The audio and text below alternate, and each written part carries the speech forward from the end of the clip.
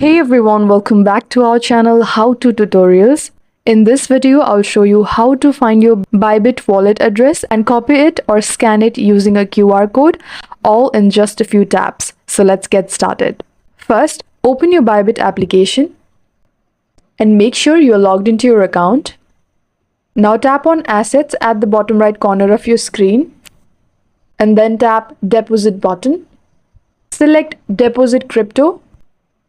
Now search for the coin you want to deposit, for example USDT, BTC or ETH, and tap on it. I will go with USDT. Now select the correct blockchain network. For example, for USDT you might choose TRC20 or ERC20 depending on where you are sending from. I'll go with this one.